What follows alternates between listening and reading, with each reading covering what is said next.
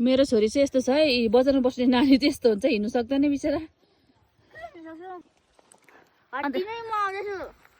हामी त्यस्तो बारीमा उफ्री उफ्री ठुलो भएको हो नि त नानी।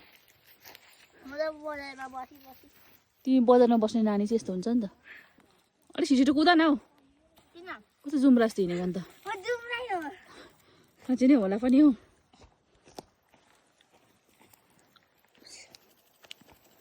यो चाहिँ हाम्रो तल्लो बारी हो साथीहरू, हेर्नुहोस् कस्तो मजाको छ यहाँ।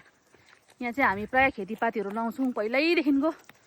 अब यो फेरि पानी भिज्छ, नानी एकछिन बस्नुपर्छ तर म वेट गर्नुपर्छ, किन भन्दाखेरि यो फेरि पानी जस्तो जान्छ नि त्यस्तै कुद्नुपर्छ है ल, नभए यो पानीले भिज्छ हामीलाई। छिटो छिटो छिटो छिटो छिटो छिटो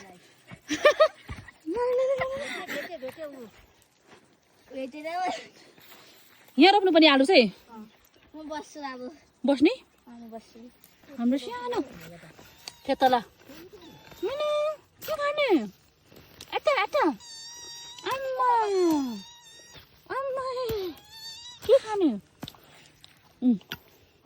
बल्लु ओइ बल्लु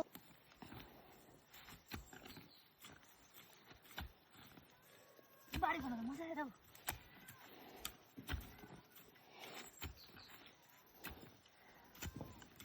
सक्यो अलि जोड जोडले ठ्याक पार्नुपर्छ गर्खन।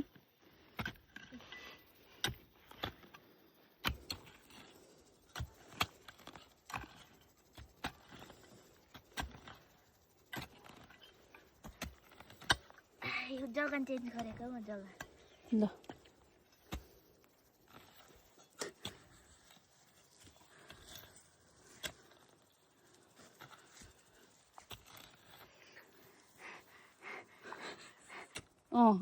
हो सरी मेरो बुहारी छैन काकिया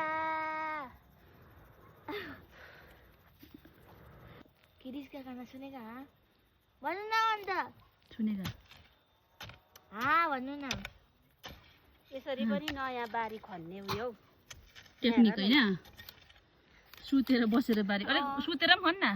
अब यो चाहिँ उयो हो बारी खन्ने टेक्निक होला, सुतेर पनि खन्न। को एनर्जी चाहिँ अब यसरी लगाउनु पर्छ हो,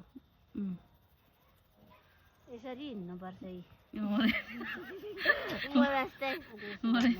उयो नानी सिकिरहेको बारी खन्नु, खास सिक्दैछ नि ऊ। तैँले पनि सिकिरहेको बिट्टु बारी खन्नु।